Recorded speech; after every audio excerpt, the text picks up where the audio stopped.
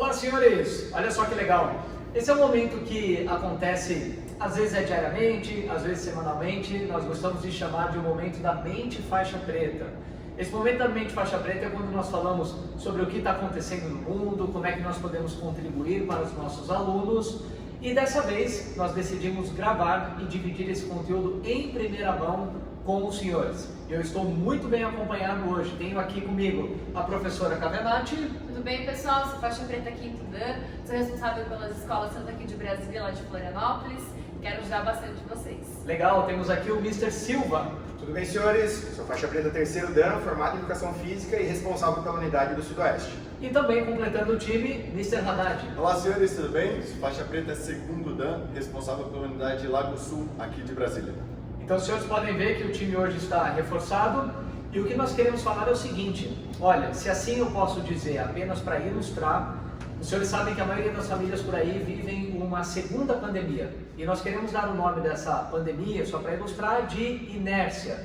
A inércia, ela normalmente é difícil de ser quebrada e ela nos ocorre 1, 2 vezes no ano em situações normais, que é quando a gente sai de férias. E eu tenho uma teoria que quanto melhor as férias, mais difícil quebrar a inércia. Você sai de férias, viaja, às vezes vai para fora do país, se hospeda, se diverte e quando volta e bate aquela responsabilidade e voltar para a atividade, a gente sabe que exige um esforço para quebrar essa inércia. Bom, o que aconteceu esse ano? A primeira coisa é que nós não planejamos parar esse ano e parar por tanto tempo.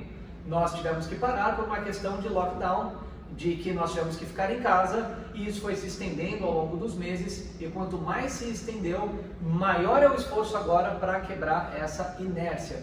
Mas o que nós queremos dizer aqui hoje, vamos dividir com os senhores, é que o ano de 2020 ainda tem jeito, ainda vale a pena e quanto melhor a gente terminar o 2020, melhor nós vamos entrar o 2021. Então vamos lá, fica com a gente aqui nesse conteúdo. É legal a gente... Pode continuar falando? Pode? Tá. Peraí, corta. É porque teve uma pausa, eu pensei que... Sei lá, ia continuar tudo bom. Agora eu ia lá pro... Tá. Não, pode mandar para então. Continua, vai. Peraí. 3, 2, 1. É legal a gente parar para pensar também que todas as vezes que acontece uma pausa, existem pausas que já são programadas na nossa vida, como o mestre falou das férias, tem o próprio final de semana, que é uma pausa em miniciclo, né? Mas na questão da pandemia ocorreu, foi uma pausa que ninguém estava esperando e é legal até a gente ficar atento a essas dicas de questões de retomada, de como que vai ser a nossa rotina pós isso, mas sempre continuar nativa, né? E essa questão, a neurociência, ela traz os períodos, as janelas de mudança de comportamento em torno de 6 meses, né? Dependendo da pessoa, mais ou menos, mas eles têm um estudo esse tempo de 6 meses. E os estágios da mudança, eles normalmente dividem em 6 estágios, então sendo ele pré-contemplação, contemplação, análise, né, se a ação, a manutenção e no final seria uma terminação. Todo mundo durante a pandemia pensou em mudar algum hábito, algum comportamento, né? E ficou naquela história, não, se dando desculpa, não, mas aqui pra mim é mais difícil, mas aqui na minha situação é diferente. Então, quando você tá nesse processo, é um pré-contemplação. Aqui a gente já está falando com pessoas que não estão nesse estágio, que já começaram a buscar vídeos, conteúdos, pessoas que possam ajudar nesse sentido. Então já é uma questão de contemplação. Como é que eu faço, o que eu quero fazer, como eu vou terminar melhor o meu ano, o que eu tenho que fazer para de fato mudar a minha vida em questão. E o que a gente tem que fazer é passar para o próximo estágio, que é a ação. É de fato você colocar a mão na massa, que é isso que a gente vai conversar um pouquinho mais. Dentro dessa janela de 6 meses, você vai ter uma ação, você já vai começar a ter mudanças físicas dentro da arte marcial ou fora, enfim, mas que naturalmente vai refletir para a área mental e emocional de todo mundo. Com certeza, essa é uma parte que o Mr. Silva vai trazer daqui a pouquinho, né, sobre como mudar a mente através do físico, o físico através da mente. Eles que têm a formação na parte da educação física vão poder contribuir, mas até pegando um gancho aqui da senhora Cavenati, é que, olha, existem diversas teorias que um hábito pode ser começado a mudar em 7 dias, 21, 90, não sei, 120 dias, mas vamos lá, a gente tem que combinar aqui indo para 9 meses de lockdown. Com certeza, alguma coisa que você vem fazendo ou não fazendo repetidamente nesses últimos 90, ou melhor, 9 meses, tem se tornado um hábito. Como é que eu traduzo isso? Talvez os senhores já tenham visto nas escolas algumas mães chegarem e falarem assim: ah, meu filho se acostumou a ficar em casa. Ele se acostumou a ficar no videogame. Algumas vezes já. E é claro que ele vai acostumar. A gente tem que entender que a criança, ela tem uma tendência a ir para a zona de conforto. Se você chega para uma criança de 2, 3 anos e pergunta se ela quer escovar os dentes, ela vai dizer que não. Mas bons hábitos nas nossas vidas, em determinado momento, foram forçados. Ok, a gente não queria ter ido para o lockdown. Ninguém começou o ano 2020 planejando. Eu vou fazer férias, começar um negócio, aí eu vou para 9 meses de lockdown, depois eu volto. Ninguém planejou isso. Mas tal qual não foi planejado, a gente tem que retribuir com planejamento para poder voltar às atividades. E pensando nisso, a gente estava falando esses dias, muito internamente, a gente gosta de conversar bastante. É mais fácil você colocar o hábito da sobremesa ou você retirar o hábito da sobremesa? Né? É um hábito que você adquire em 2 dias no máximo, já fica mais difícil de tirar do que... Né, exatamente. Mas aí vem o outro lado. A sua consciência diz que é melhor comer sobremesa ou não? Aí é onde a gente bate a tecla, no equilíbrio. Tá tudo bem comer sobremesa, né? De repente, final de semana, num almoço diferente, ou tá ali, de repente, num dia um pouco mais estressante, você precisa de um doce. Mas quando se torna isso todo dia, e você sabe que isso não é positivo, peraí, então isso na verdade é um hábito destrutivo. Então, é algumas questões que a gente tem que trabalhar para desconstruir e outras aprender a seguir em frente melhor, para que não chegue a um ano de pandemia e a gente sem fazer nada.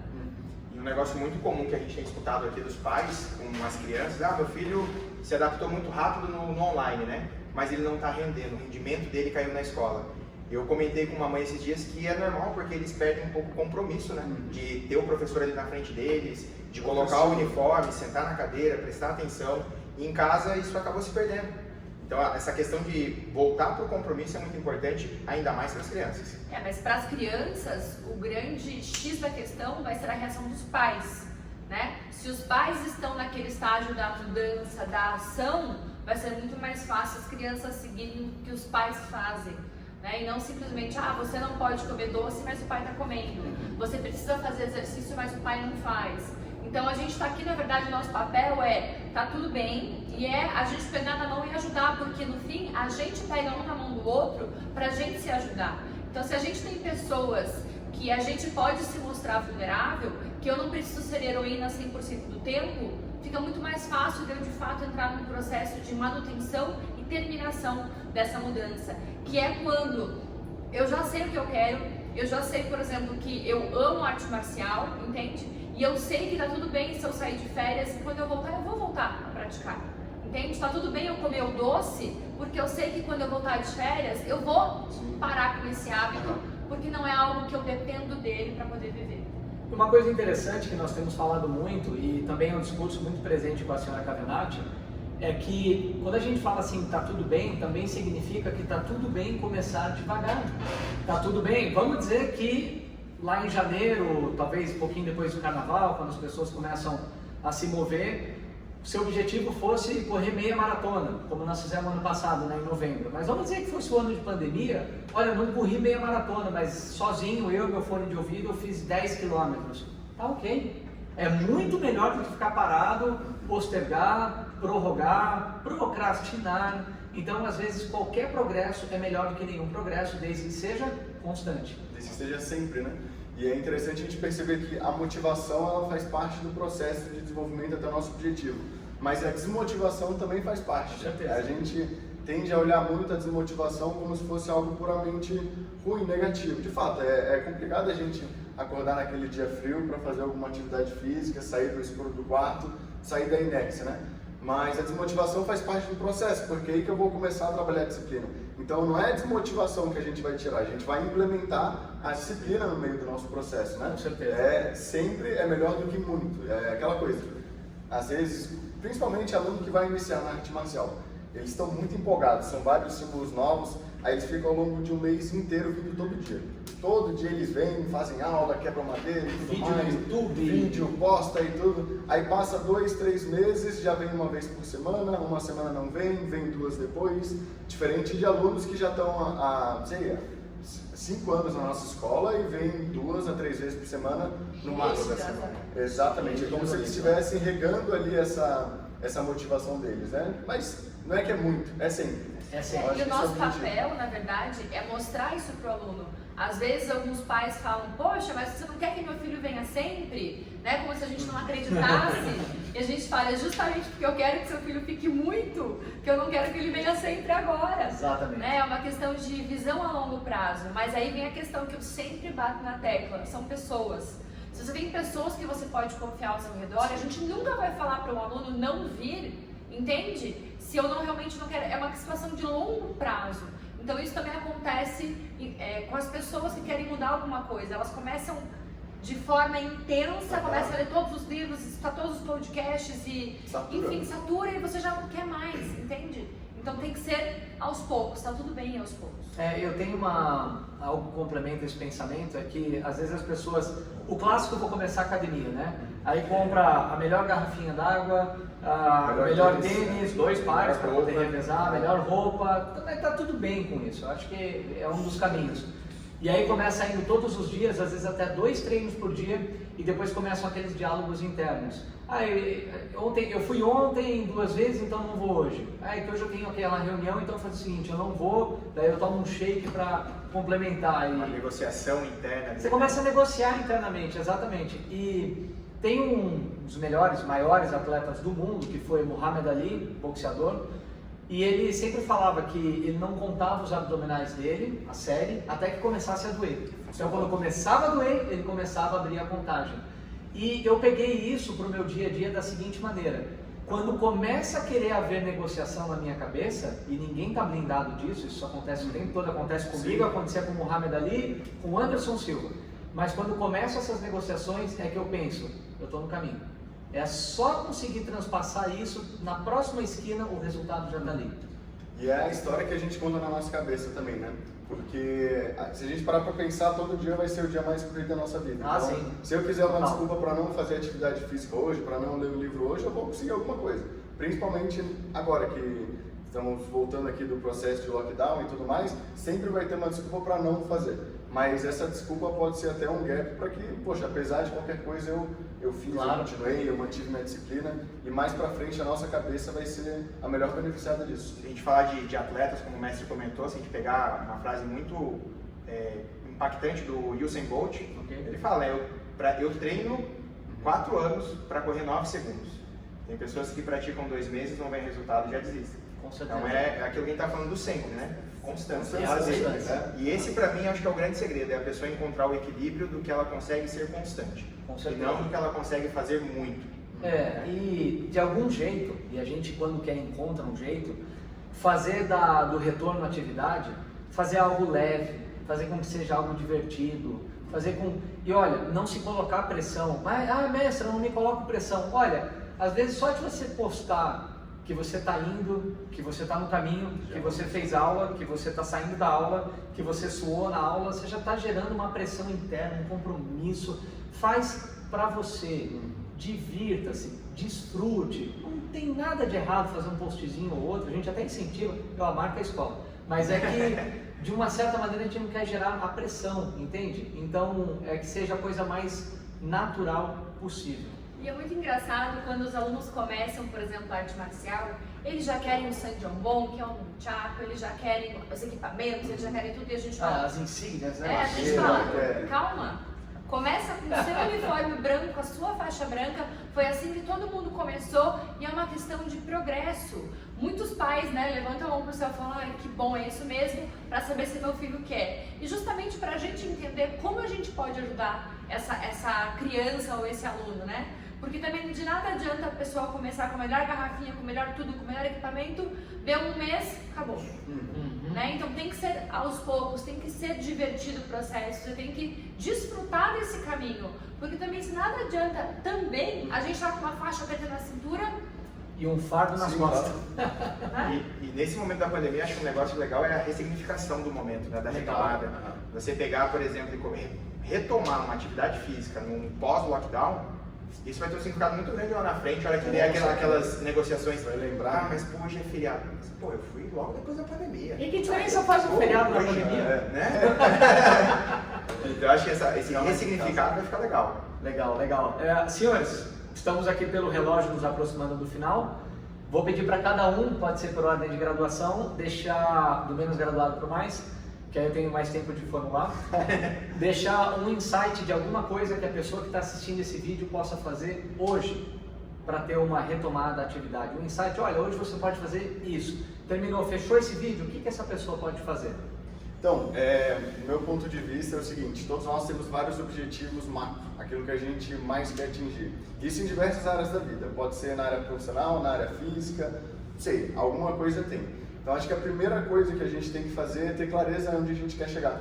E não é aquela questão, eu quero perder peso, você quer perder quanto de peso em quanto tempo?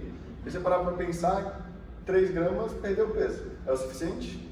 Não, então é ter clareza de onde você quer chegar exatamente, se precisa de algum investimento, quanto que é esse investimento, em quanto tempo você vai atingir lá, como que você vai estar lá e qual que é a sua versão. Então acho que esse é o primeiro ponto. Quantificar. A clareza, Okay. Ter clareza de qual que é o principal objetivo com isso, né? Eu acho também legal, aproveitando já o embalo, depois de ter a clareza do que quer, é entender o porquê e para que você está fazendo aquilo. Né? Estou fazendo por mim, estou fazendo por outra pessoa, isso vai me fazer bem para a autoestima, isso vai me fazer bem para a saúde. Quando eu tenho isso muito definido, ajuda nos momentos mais difíceis, no momento de colocar a disciplina em dia. Bacana. Senhora? Puxando pela minha área técnica de formação em educação física, eles estão falando muito sobre o macrociclo, né? Então é o que a gente tem a longo prazo.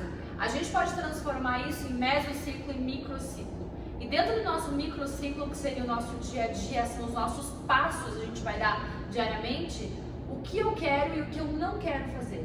Eu acho que tão importante quanto a gente saber o que a gente quer e o que a gente não quer. Quais são os hábitos destrutivos que estão impedindo que eu atinja de fato o que eu quero com clareza? O que eu atingir de acordo com o meu porquê, de acordo com a minha missão, meu propósito. Então eu entender o que eu não quero, porque a gente deu o exemplo antes da sobremesa, então hoje eu não vou comer sobremesa. De repente você não precisa eliminar, mas você pode comer um dia sim, um dia não. Entende? Você vai reduzindo aos poucos e ter clareza do teu microciclo, o que eu vou fazer hoje e o que eu não vou fazer hoje. Bom, então para fechar, depois de tanta bagagem aqui, eu gosto de, seguindo nessa questão do microciclo, pensar que hoje eu tenho que dar pelo menos um passo em direção ao meu objetivo, porque todo mundo quando seta um objetivo, dificilmente seta para hoje, né? Até são raras as vezes que alguém liga aqui para agendar uma aula experimental que é para o dia, né? Normalmente é para amanhã ou depois. No entanto, ontem houve uma e o aluno agora se efetivou como aluno nosso, Sim, né? Então isso mostra certa decisão na pessoa. O que eu diria então é mais ou menos assim, imagina que eu quero correr 10 km, eu tenho zero experiência em corrida. Então é o seguinte, em vez de falar que segunda-feira eu começo, e só para ilustrar, hoje é quarta-feira, que eu estou gravando esse vídeo, então pensa assim, hoje eu vou dar uma volta na quadra. Pronto. Então todo o meu organismo, toda a minha química já está em direção àquilo, diferente de segunda. Está longe, isso vai demorar, entende? Eu quero um dia ser um faixa preta. Então tá, hoje eu vou ligar, agendar uma aula e hoje eu vou fazer uma aula. Entende? Então, o que você pode fazer hoje não precisa ser tão macro quanto o teu objetivo, mas eu não quero usar, de repente, jargões ou mesmo frases cansadas, mas toda jornada começa com um passo, no nosso caso, com um chute. Então, você tem que fazer alguma coisa hoje em direção a esse objetivo. É isso, gente. O que mais? Ficamos por aqui? É isso, legal. Obrigado. Legal. Vou pedir para a audiência, obrigado por estar aqui, obrigado por ter nos dado esse tempo. Aproveita lá o canal Sinergia no YouTube, você pode ir lá, pode assinar, pode ter acesso a mais de 2 anos de vídeos lá sobre a mente faixa preta. Também tem um canal no Telegram, que por enquanto se chama o Black Belt Mind, que semanalmente nós também dividimos insights. E siga as redes sociais, né? O @ATA Brasília, também no Facebook. É isso, né, gente? É isso. Então tá bom. Obrigada. Obrigado, até uma próxima. Tchau. Bom, valeu. Não, o que foi isso, gente? Ah, para com isso. Que mané, Thiago, livro aí.